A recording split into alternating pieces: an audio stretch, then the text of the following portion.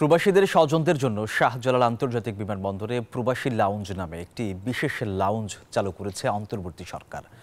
Azerbaijan থেকে দেশে ফিরে এই লাউঞ্জ উদ্বোধন করেন প্রধান উপদেষ্টা। হজরত শাহজালাল বিমানবন্দরে এটি প্রথম প্রবাসী লাউঞ্জ। এখানে বাংলাদেশি অভিবাসী শ্রমিকদের বিশ্রামের জন্য জায়গা এবং কম দামে খাবার পাওয়া যাবে। খাবার পরিবেশনের জন্য ভর্তুকি দেবে সরকার। সরকারের এমন সিদ্ধান্তকে স্বাগত জানিয়েছেন কাতার প্রবাসী বাংলাদেশিরা। তারা বলেন, স্বাধীনতা পরবর্তীতে পালাক্রমে অনেক রাজনৈতিক দল দেশে পরিচালনা করলেও বিমানবন্দরে প্রবাসীরা পদে পদে হয়রানির শিকার হতে হয়েছে। তবে বর্তমান সরকার মাত্র ৩ মাসের মধ্যে হয়রানি রোধে সফলতা অর্জন করেছে।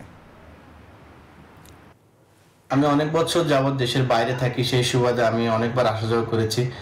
বিগত সময় দেখেছি এখানে খাবারের ফুড প্যানেলে অনেক ব্যয়বহুল ছিল, কিন্তু বর্তমান সরকার আসার পর প্রবাসীদের কল্যাণে যে প্রবাসী লাউঞ্জ চালু করেছে তাতে খাবারের গুণগত মান ঠিক রেখে সুলভ মূল্যে খাবার পাওয়া যাচ্ছে। বাংলাদেশ বিমানবন্দরে প্রবাসী লাউঞ্জ চালু করাতে ধন্যবাদ জানাচ্ছি ডক্টর মোহাম্মদ ইউনুস সাহেবকে। বিগত সালে আমরা কখনো এরকম কোনো কিছু দেখিনি। এখন এটা চালুতে প্রবাসীরাও অনেক খুশি এবং প্রবাসীরা এতে অনেক উপকৃত হবে। বাংলাদেশ স্বাধীন হওয়ার পর থেকে অনেক সরকার আসছে, কিন্তু আমাদের প্রবাসীদেরকে নিয়ে কেউই ভাবেনি। বর্তমান তত্ত্বাবধায়ক সরকার আমাদেরকে নিয়ে এয়ারপোর্টে একটা লাউঞ্জ অ্যারেঞ্জের ব্যবস্থা করেছে এবং সস্তাতে খাওয়া পাওয়া যাচ্ছে। এটাতে আমরা প্রবাসীরা অনেক খুশি।